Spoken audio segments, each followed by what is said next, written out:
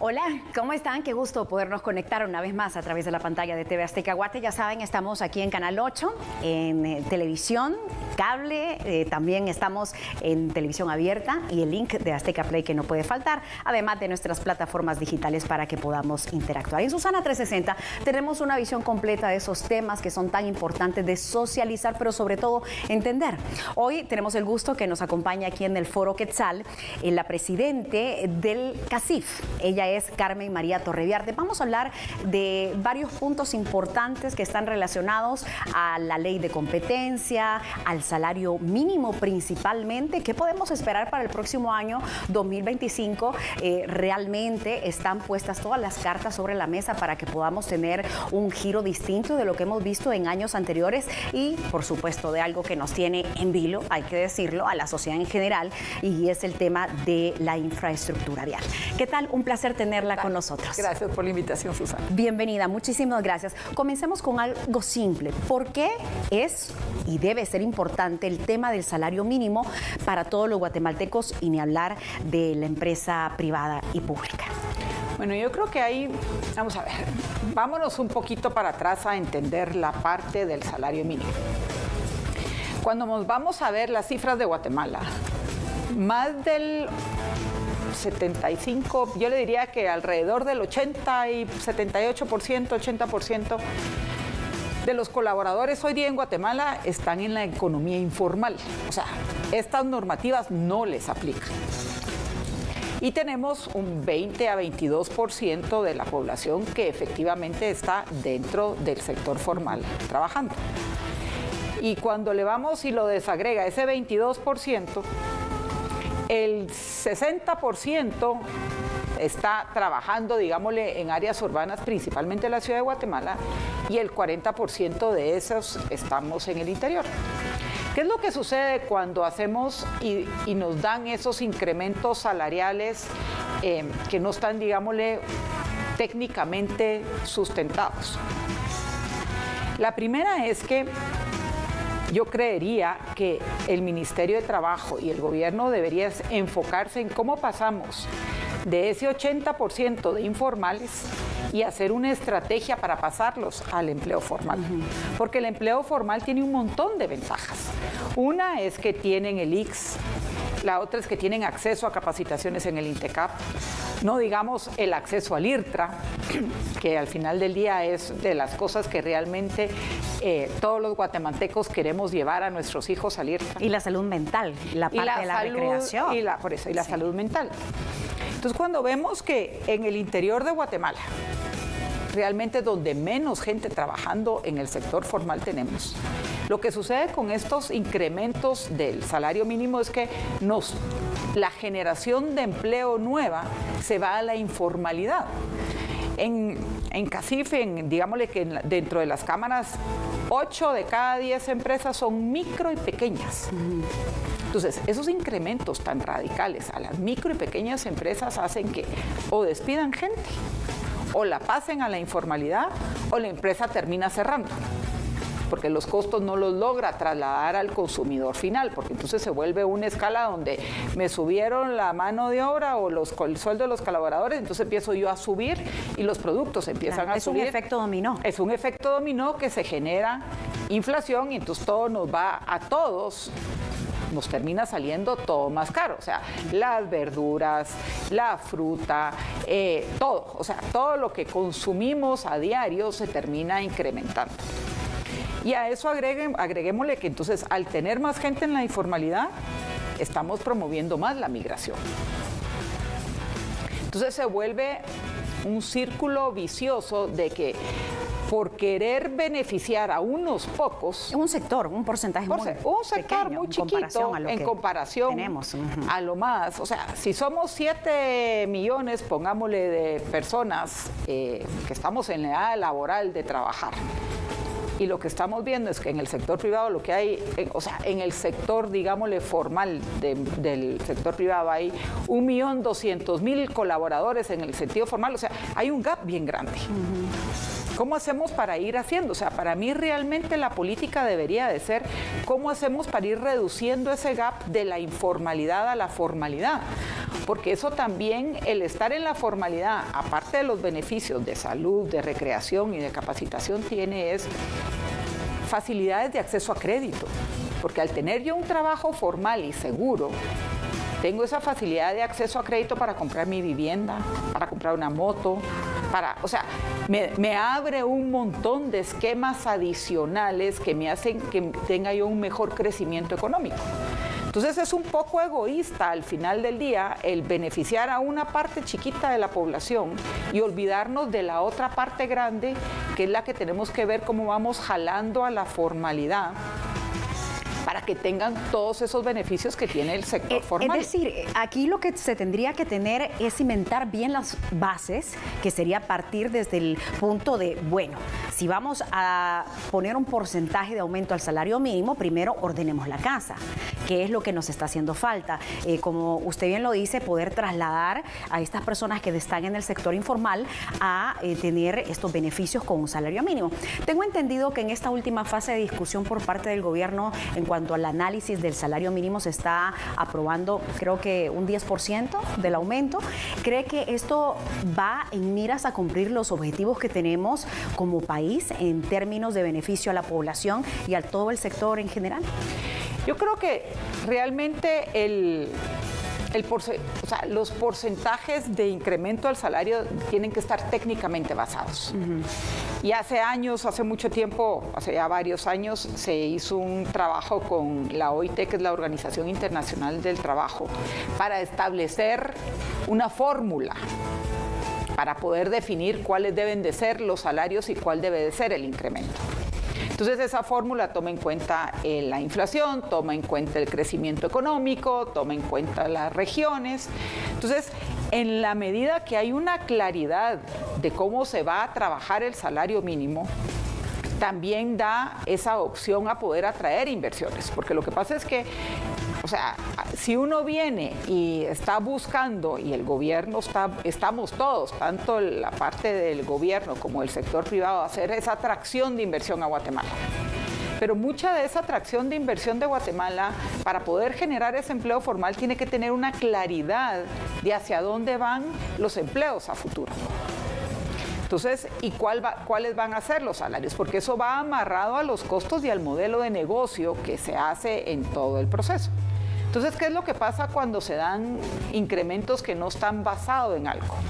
Mueve todas las fórmulas de la atracción de inversión y del modelo de negocio, y lo que hace es que la gente diga, este país está demasiado errático en eso, me voy a buscar otros países.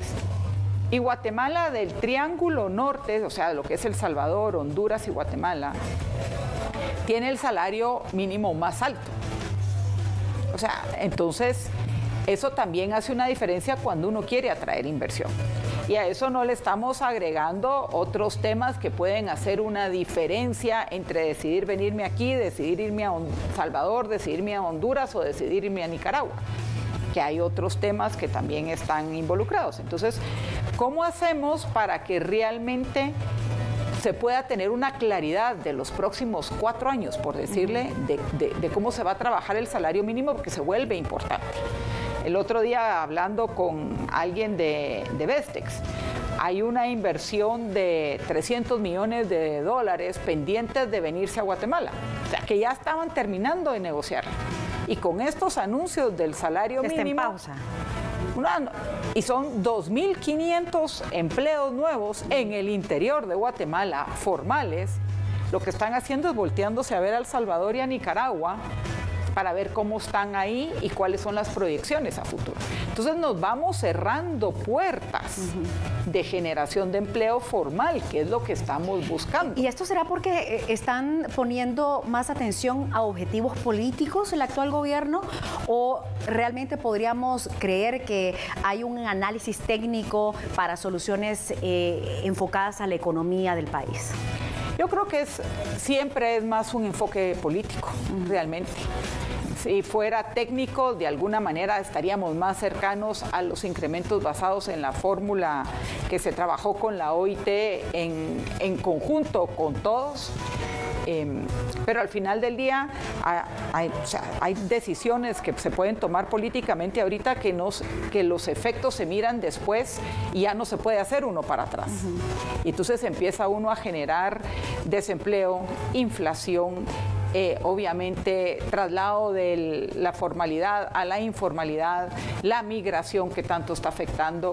Empieza uno a ver otras alternativas de cómo hacer esa generación. Entonces, si me pregunta al final del día, es también un poco de egoísmo, le diría yo, de parte de los sectores que están empujando esos incrementos, en pensar solo en ellos y no en el resto de la población. O sea, ¿cómo hacemos? O sea, el enfoque debería ser cómo jalamos más gente a la formalidad y qué tenemos que hacer para eso, y no a los pocos que están dentro de esto, ver cómo les voy subiendo, porque lo que uno debería de hacer es cómo generamos hacia la mayor parte de la población que no está dentro de la formalidad, beneficios de la formalidad. Entonces, ¿qué tenemos que hacer?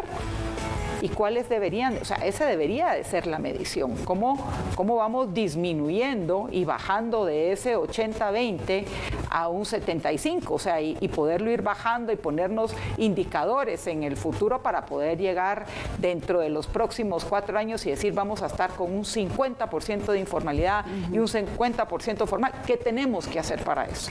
El actual contexto económico que vive nuestro país, desde su punto de vista, representando al empresariado guatemalteco, ¿nos permite un cambio en el salario mínimo? ¿Esto es posible o no? Yo le diría que sí hay un margen chiquito para poder hacer cambios en el salario mínimo, pero no realmente la propuesta que está saliendo en el camino.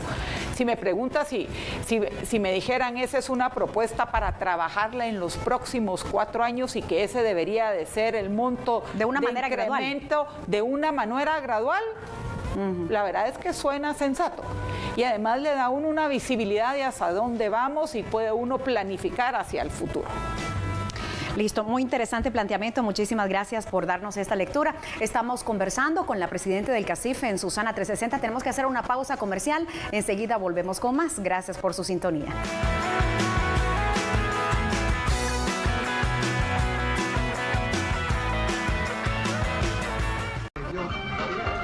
Sábados con Cantinflas. ¿Cómo le irá Cantinflas en las clases? No, pues no entiendo ni jota. Ay, Cantinflas, tienes que poner más atención. Nuestro amigo, que hoy no es nada más que un pobre analfabeto, esté llamado a ocupar un puesto importante dentro de nuestra sociedad. Pues no sabré ni leer ni escribir, pero bien que me explotan, que súbete estas tablas, que bájate estas tablas, que tráete estos clavos, que meneate la cola. Pues que no les da vergüenza, pues que no tienen sensibilidad, que no viven... El analfabeto, solo por TV Azteca Guate, el mejor canal.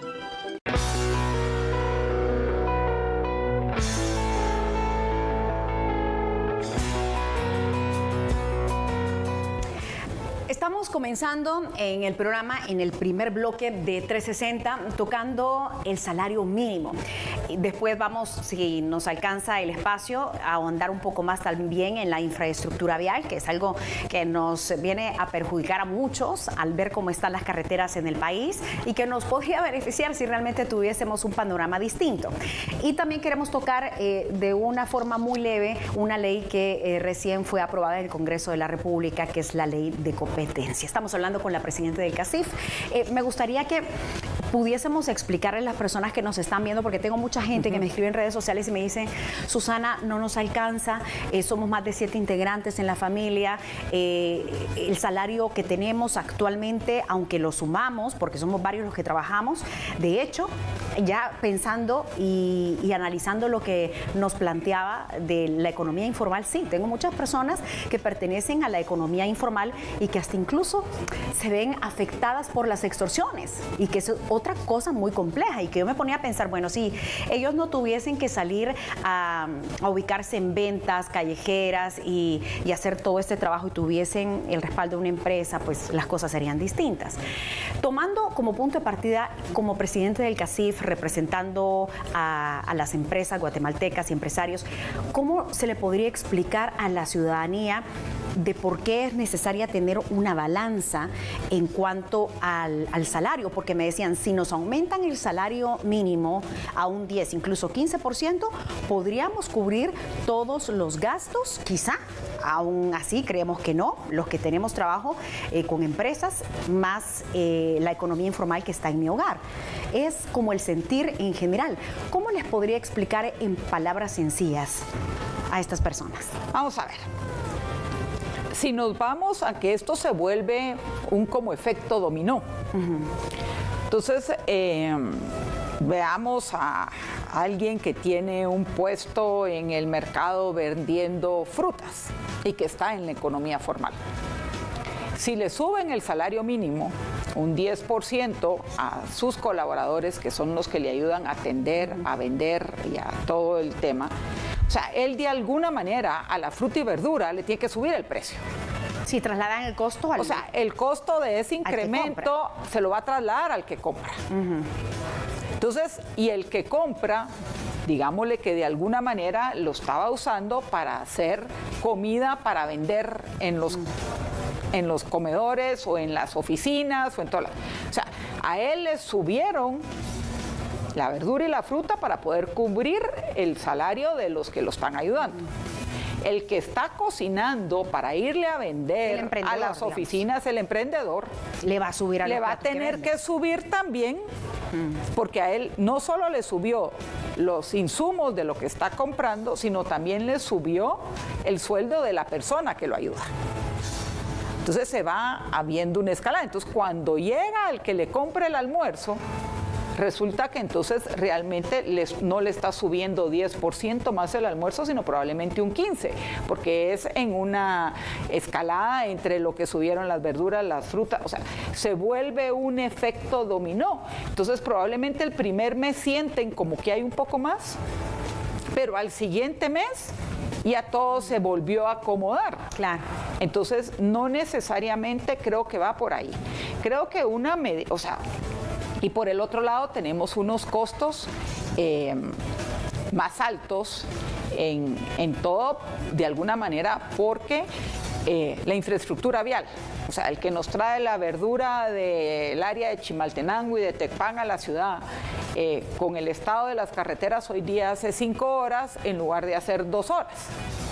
O sea, ese tiempo adicional no lo están cobrando ya. Se traduce a los costos de operatividad. Se traduce a los costos de operatividad. La gasolina. Está consumiendo más gasolina, el carro se le está depreciando más. O sea, el tiempo que él pasó, en lugar de poder hacer 2 viajes diarios, solo poder estar haciendo 1. Entonces nos está cobrando igual como que estuviera haciendo 2 viajes porque es lo que él ganaba diariamente.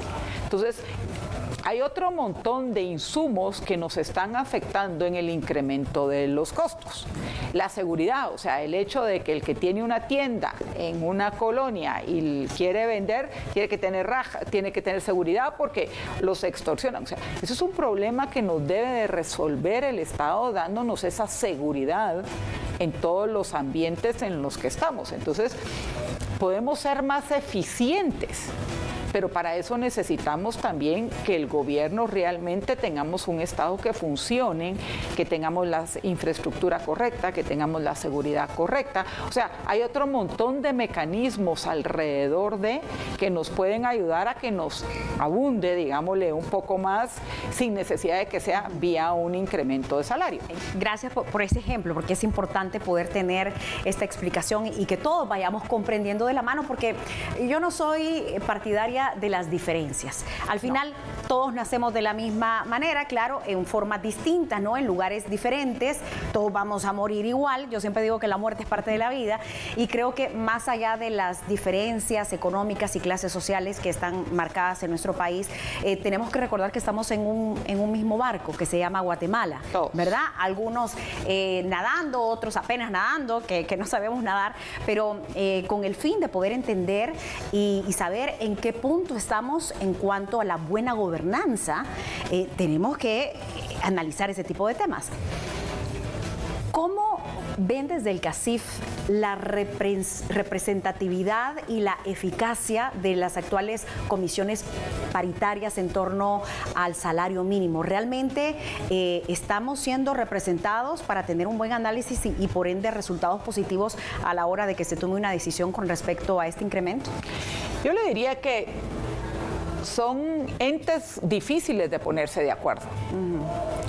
Y creo que de alguna manera el gobierno o el Ministerio de Trabajo tiene que ser un ente más neutral, porque al final del día nos está representando a todos. O sea, los ministerios y el Ejecutivo y todo son de todos los guatemaltecos, nos tienen que representar a todos. Entonces creo que sí es parte importante de esa escuchada y trabajada. Yo sí estoy clara de que hay necesidades y que hay que ver cómo las vamos manejando, pero por el otro lado también sé que en la medida en la que no pasemos al sector informal, al sector formal, hay unas grandes desventajas para esos colaboradores, que de alguna manera en esas comisiones no las están viendo. O sea, nos enfocamos solo en un pedacito chiquito de todo lo que somos Guatemala, y los costos de vida son diferentes en todos lados. O sea, estoy clara que el costo de vida de la ciudad de Guatemala es muchísimo más caro que el costo de vida de la vía de San Cristóbal a Alta Verapaz, sí, o que si nos vamos a Huehuetenango. O sea, costo y necesidades. Costos y necesidades, pero, o sea, sí las hay, pero si queremos atraer inversión para el interior de Guatemala y que llegue de alguna manera el trabajo formal y esa generación de empleo, tenemos que empezar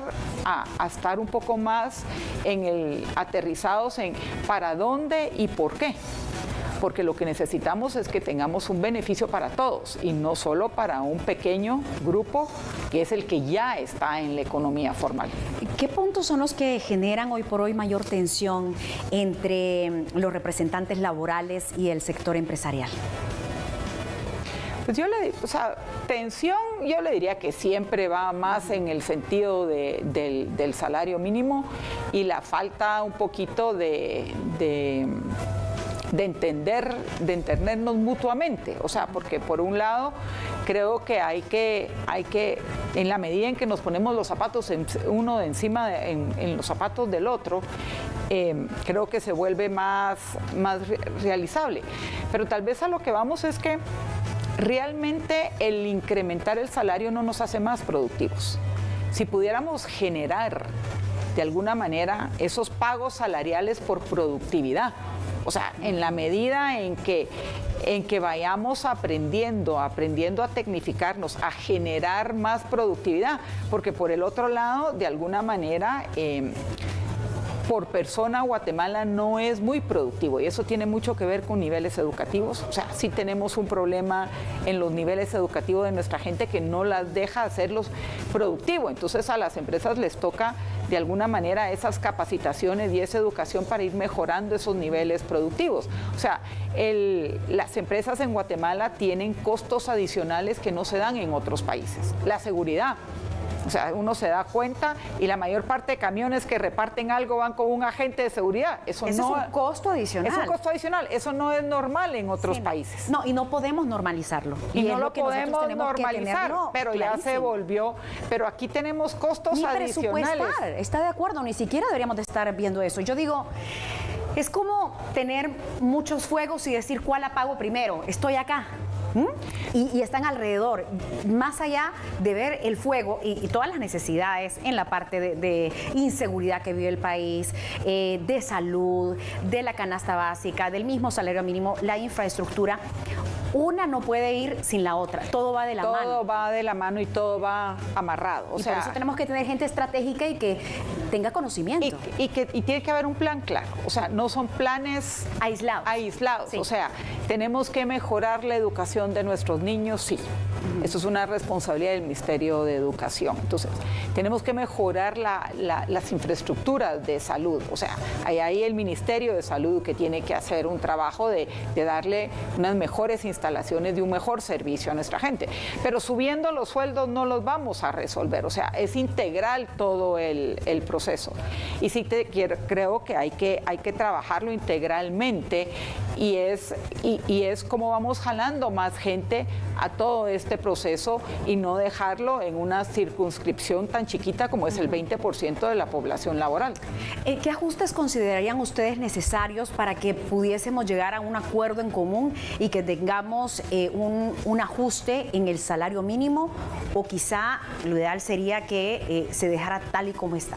¿Cuál es la postura del CACIF? Yo creo que al final del día lo más importante es cómo hacemos para atraer esa inversión para que entren a trabajos formales. Y a mí me encantaría ver esa inversión y esos trabajos formales en el interior de Guatemala, porque ahí es donde tenemos una gran población que está en la informalidad porque no hay suficiente opción de trabajo formal, que es la que termina migrando. Entonces, ¿cómo hacemos para que realmente lleguen a esas comunidades los trabajos formales? Y deberíamos de enfocarnos en eso, porque en la medida en la que nos enfocamos en qué necesita esa comunidad, cuál es el costo de vida de la comunidad y poder generar los ambientes correctos para que se lleguen a instalar las empresas formales, vamos a llegar a hacer más diferencia que incrementando los salarios mínimos de un porcentaje pequeño de la población realmente. Entonces, digamos que esas son parte de las estrategias que hoy por hoy está planteando el CACIF frente a estas comisiones paritarias para poder realmente tener ese balance y poder, ya después de dar este primer paso, que sería de jalar a todo el sector informal al formal, ya pensar luego de que tengamos las inversiones en un ajuste salarial. Yo le diría que ahí la fórmula de la OIT toma en cuenta y es algo en lo que ya nos pusimos de acuerdo. ¿Y eso dónde lo podemos encontrar para los que son más amantes de investigar y tener más detalles? Eso está, no me acuerdo en dónde, pero yo creo que sí. Yo me comprometo y si no, a yo les digo. a ustedes. Entonces, la fórmula de la OIT toma en cuenta la inflación, toma en cuenta el crecimiento económico de Guatemala. Entonces, le arma, y no es una fórmula complicada, es una fórmula sencilla. Pero con base a datos reales. Con base a datos reales, y por el otro lado le da una certeza para el que venga a invertir a Guatemala y para las empresas de qué pueden esperar a futuro. O sea, ya sabemos que si Guatemala creció el 4% y tuvo una inflación de tanto, la fórmula dice que el incremento del salario debería ser del 3.5%. Entonces, da una claridad, no es aleatorio, no es una que me la saqué de la manga hoy y mañana me saco otra, porque eso es lo que de alguna manera asusta a los inversionistas y a la gente que quiere venir a traer inversión a Guatemala. Y tampoco una propuesta que sea como para hacer creer que se está a favor de esta acción porque va a venir a mitigar todos los problemas y acabar con la pobreza. Y también. La otra es que la fórmula también le da una certeza a los colaboradores de qué pueden esperar. O sea, va de dos vías. Por un lado para los inversionistas, pero por el otro lado también para los colaboradores. Entonces ya tienen claro que si la inflación fue del 3%, va a haber un poco más en su incremento, entonces van a poder mantener. Entonces creo que es una fórmula que nos da certeza a todos.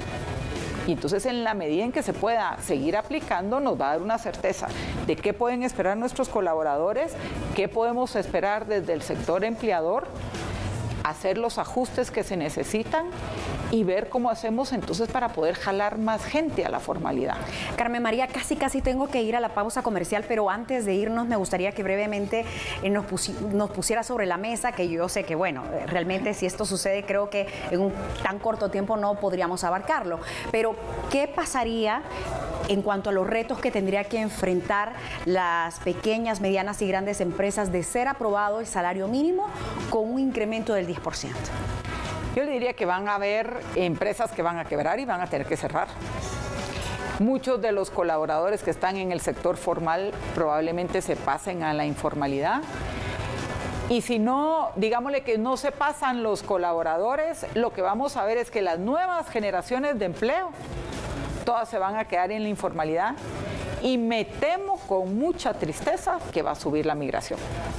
Porque en las áreas donde más necesitamos llegar a generar ese empleo formal, no se va a dar y lo que va a pasar es que va a haber más gente migrando por las faltas de oportunidades, porque al final del día uno lo que hace es que si este trabajo lo están haciendo 3 personas y me suben el salario, entonces lo voy a hacer con 2, a uno le doy de baja del empleo formal que probablemente se va a ir a trabajar a la informalidad.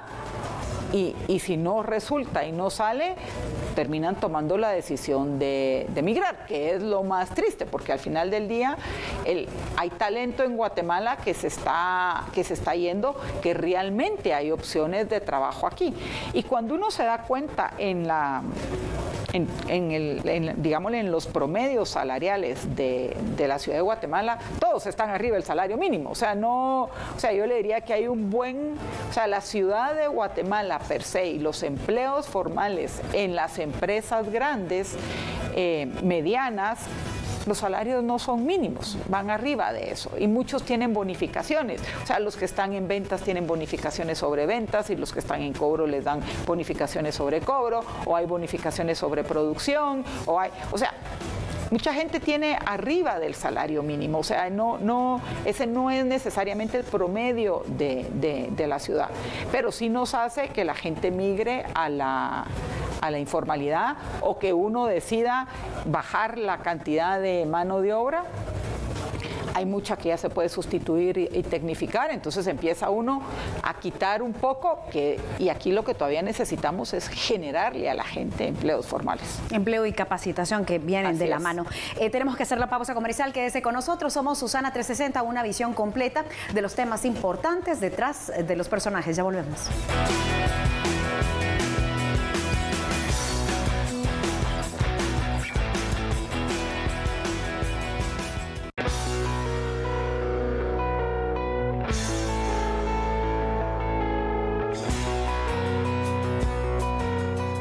Bueno, que continúan con nosotros. Siempre les hago la invitación, si nos están viendo en directo, si después tienen la oportunidad de conversar. Bueno, tenemos tanta gente fuera del país, y que justo lo estábamos conversando aquí con nuestra invitada, la presidenta del CACIF, y que muchas de estas personas en una forma muy dura han tenido que atravesar muchas vicisitudes y bueno, han logrado tener un estatus legal, otros no, pero ellos inyectan al PIB, al Producto Interno Bruto del país, con sus remesas y quieren estar informados de lo que pasa. Hablemos de la ley de infraestructura vial y prioritaria, que de prioritaria yo creo que se nos ha quedado como rezagada, ¿no? Es irónica el nombre porque no vemos acciones hasta pero yo digo que la ley de esta nos va a ayudar. ¿Qué pasa con esta ley? Vamos a ver, yo creo que dentro de todo es un cambio de modelo. Y tal vez si nos vamos a un poquito para atrás, creo que cuando cambiamos el modelo de hacer las cosas, logramos cosas buenas. Y podemos ver el ejemplo de la ley de telecomunicaciones. O sea, yo creo que la gente no se acuerda, pero en los años 80 se tardaba unos 5 o 6 años en que le asignaran una línea de teléfono para la casa. El interior de Guatemala no tenía comunicación telefónica, habían cabinas en las municipalidades donde la gente iba para poder hablar. Cambia la ley, se abre la ley y hoy día creo que todo el mundo tiene, si no un celular, 2 celulares. O sea, bueno, de hecho hasta se hablaba de que teníamos una población mayor de celulares a mismo guatemaltecos. Bueno, hay más celulares, todos estamos comunicados, todos tenemos más información. En los años 90 cambia la ley de generación de energía eléctrica. O sea, yo creo que tampoco nadie se acuerda de los grandes apagones que habían y nos pasábamos las noches o el día entero con cortes de 8, 9 y 10 horas.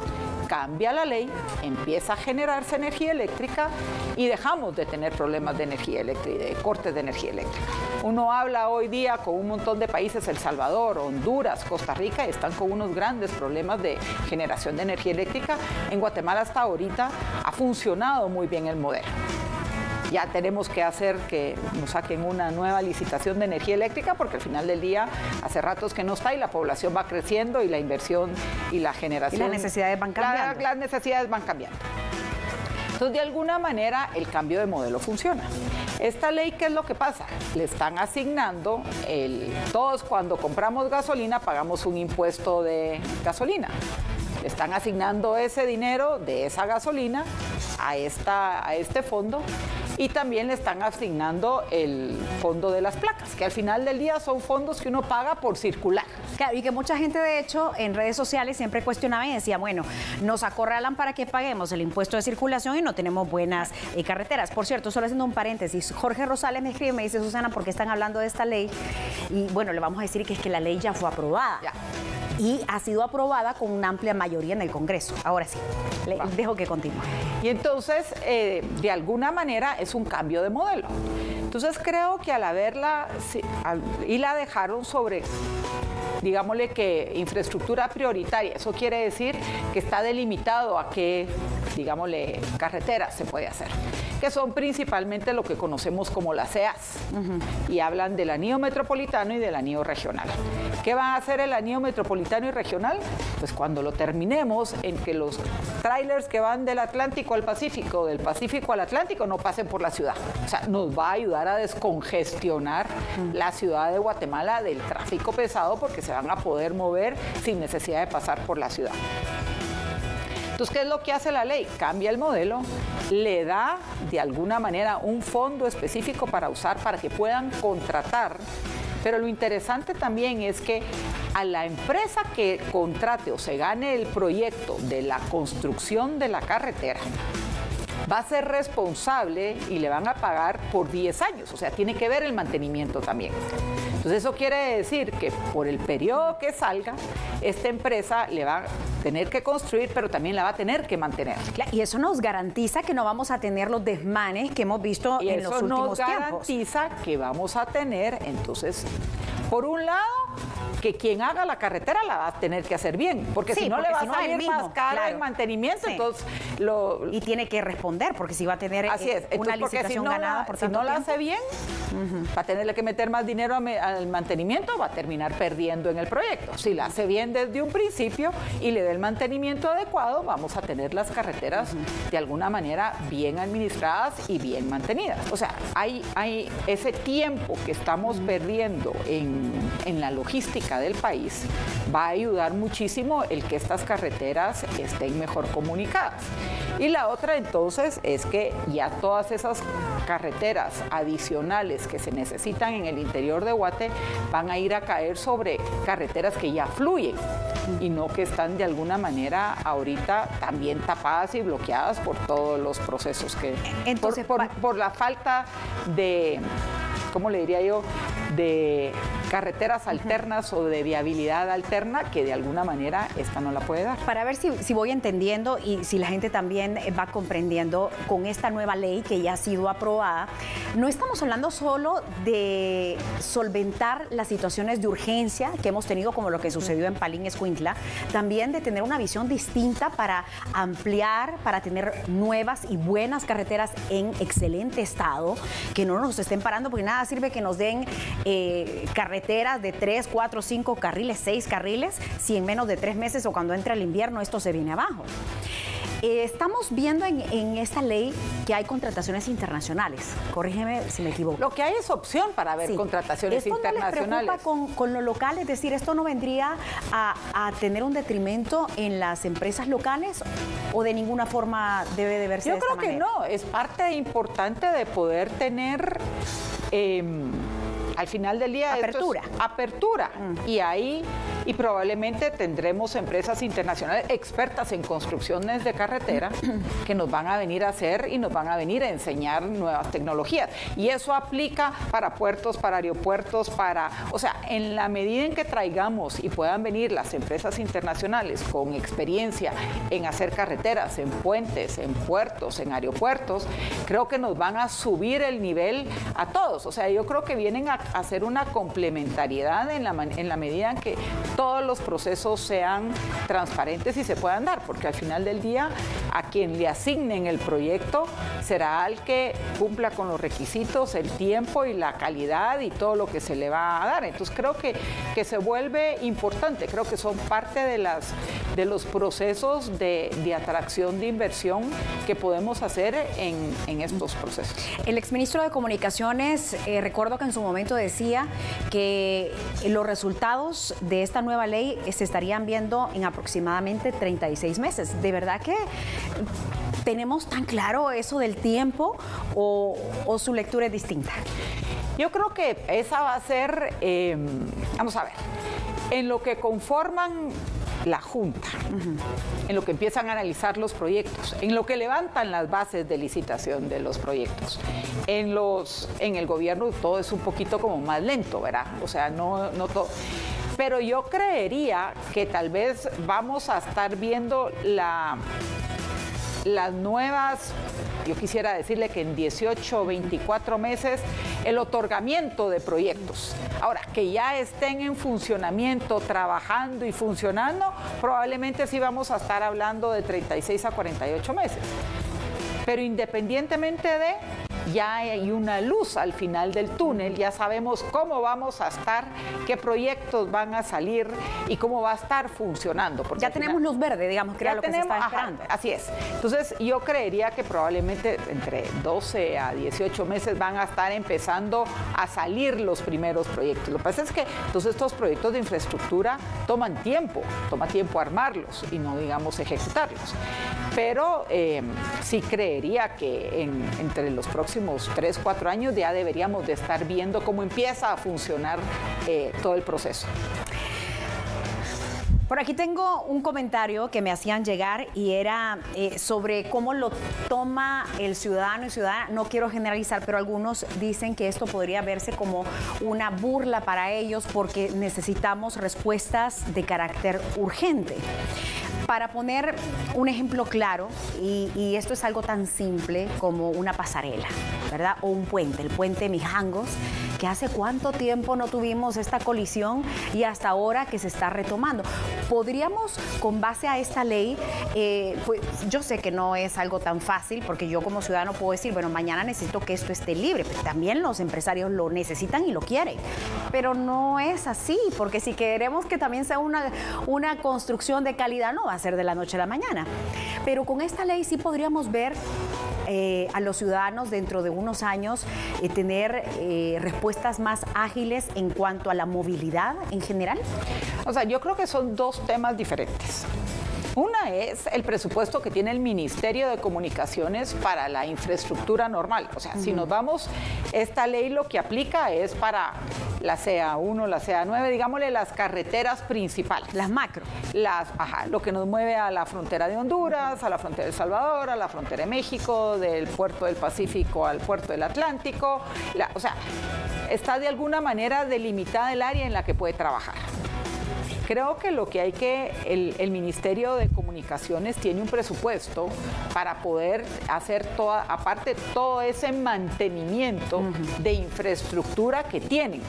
Entonces, lo que hay que ver es que realmente el Ministerio de Comunicaciones, y ahí tenemos otras entidades que están a cargo del mantenimiento de las carreteras, realmente estén funcionando y le den el funcionamiento adecuado a esas carreteras. Y hay otras carreteras y otras cosas que son municipales. Entonces, realmente tenemos que voltearnos a ver a nuestras municipalidades para que realmente también tengan la velocidad realmente de resolver los problemas de urgencias de puentes, de carreteras, de deslaves, de derrumbes, de todo que tenemos en las carreteras y que vamos a seguir teniendo. Estaba buscando por acá en internet mientras terminábamos este tema. Es que se nos han quedado muchas preguntas sobre la mesa. Es muy interesante platicar con usted. Muchas gracias a la presidenta del CACIF por acompañarnos. La ley de competencia que recién fue aprobada y que habla de una superintendencia de competencia que vendría a multar incluso con cantidades bastante exorbitantes. Creo que era hasta incluso arriba de lo pensado, ¿verdad? A las empresas que incumplan con lo estipulado en esta ley. Yo sé que todavía pues, tenemos muchos detalles que no sabemos, pero a grosso modo, ¿qué se esperaba por parte de CACIF con este tema de la ley de competencia? Yo creo que parte de la promoción de la ley de competencia es cómo atraemos inversión extranjera. Entonces, hay que ver un poquito, yo no he visto los detalles, pero de alguna manera, en la medida en la que todos estos esquemas realmente vienen a generar unas bases para poder hacer toda esa atracción de inversión y tener esas competencias transparentes en el país, creo que vamos a poder ir resolviendo algo. Creo que hay otros temas que nos afectan en las leyes, que tenemos que ver cómo para que realmente se pueda abrir un poquito más. Y ahí vamos a temas de permisos, de licencias y de todo eso, o sea, en el Ministerio de Salud, en el Ministerio de Agricultura. O sea, hay que ir mejorando y tecnificando y digitalizando otro montón de temas para que la ley de competencia realmente dé sus frutos positivos y que lo podamos ver en esa atracción de inversión que es tan importante para el país, para esa generación de empleo formal. Se nos ha ido el tiempo, muchísimas gracias por la atención también a la gente que nos ve. Aquí tengo el dato, es la ley que está creando ya la Superintendencia de Competencia, que deberá velar por la libre competencia y sancionar con multas de más de 600 millones de quetzales. Ese era el dato. Nos vemos, será hasta una próxima.